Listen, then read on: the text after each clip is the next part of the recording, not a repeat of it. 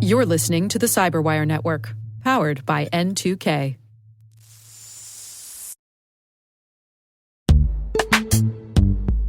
This episode is brought to you by Palo Alto Networks, the leader in cybersecurity. As AI-driven attacks increase, organizations can't afford to have network security that's stuck in the past. Discover how Palo Alto Networks can help you predict what's coming and proactively secure against it with a zero-trust, AI-powered network security platform built to secure whatever, whenever, wherever. To learn more, visit paloaltonetworks.com/network security platform.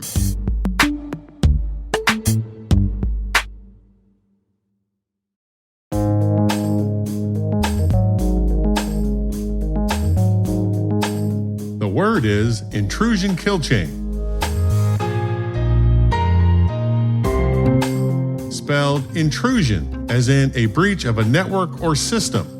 Kill, as in to terminate or put an end to, and chain, as in a sequence.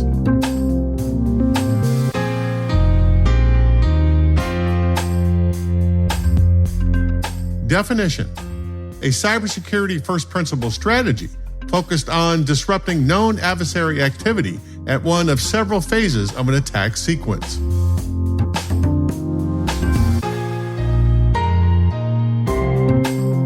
Example sentence: the organization stopped the attack at the installation phase of the Intrusion Kill Chain.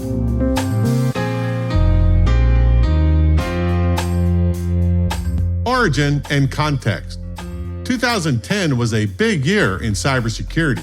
The world learned about the U.S.-Israeli cyber campaign Olympic Games, commonly referred to as Stuxnet, designed to slow down or cripple the Iranians' nuclear bomb production capability.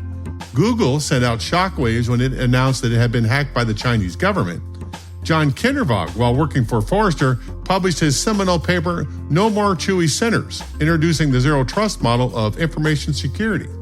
And Lockheed Martin published their groundbreaking paper, Intelligence-Driven Computer Network Defense, informed by analysis of adversary campaigns and intrusion kill chains, written by Eric Hutchins, Michael Kloppert, and Rohan Amin.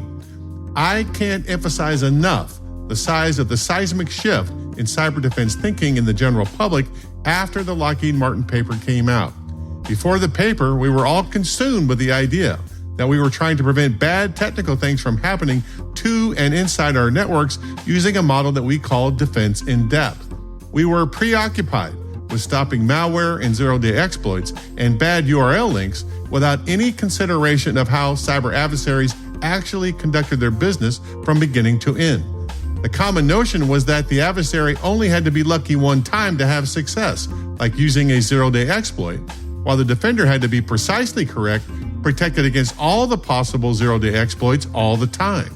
The Lockheed Martin paper made the case that this just wasn't true. The authors demonstrated that adversaries had to string a series of actions together in order to be successful. All the defender had to do was break the sequence somewhere along that chain, the kill chain, which completely reversed the common notion.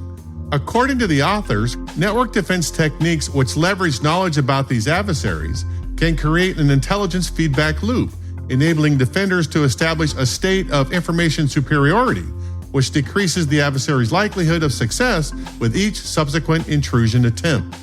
The bad news is that although the Lockheed Martin kill chain model is brilliant as a conceptual model, it's severely lacking in one major aspect: operations. There isn't a lot of detail in the original white paper about how to operationalize the concept. Things like how to collect adversary playbook intelligence, analyze the data, make prudent decisions about how to prevent playbook actions, and actually deploy the mitigation plan are left to the reader as an exercise. But that's a nitpick. The paper wasn't designed for that purpose. The authors disrupted the industry by upending commonly understood best practices and proposed a strategy that was better suited to preventing material impact to our organizations. The operations void would be filled with other big thinkers, from MITRE and their attack framework and the Department of Defense with their Diamond model.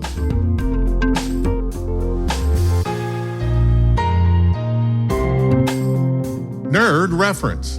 At the Integrated Cyber Conference in 2018, hosted by the Johns Hopkins Applied Physics Laboratory, yours truly gave the keynote speech about the future of network defense.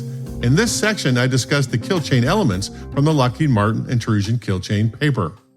The Lockheed Martin folks realized that as adversaries, the black hats of the world, attack their victims' networks, regardless of the tool set they used, and regardless of the motivations that drove them to do it, they all basically got to do the same 5 things to break into a network and be successful. They have to recon the victim's network looking for weaknesses. They craft a weapon that will leverage those weaknesses and deliver it to some endpoint somewhere, a laptop, a server, a printer, anything, it doesn't really matter. Once they get there, they trick the user into running that weapon against them and allows them to compromise that endpoint. I call that establishing a beachhead. Now, the adversary is not successful yet, but now they are inside your network. From there, they usually create a command and control channel back out to the internet to download more tools that will help them finish their mission. And from there, the Intrusion Kill Chain paper says actions on the objective. And there's lots of things that can happen here, but generally, it's move lateral in the victim's network, looking for the data they've come to steal or to destroy. And once they find it, they exfiltrate it out.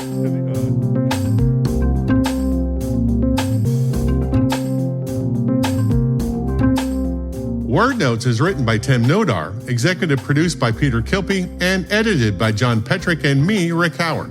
The mix, sound design, and original music have all been crafted by the ridiculously talented Elliot Peltzman. Thanks for listening.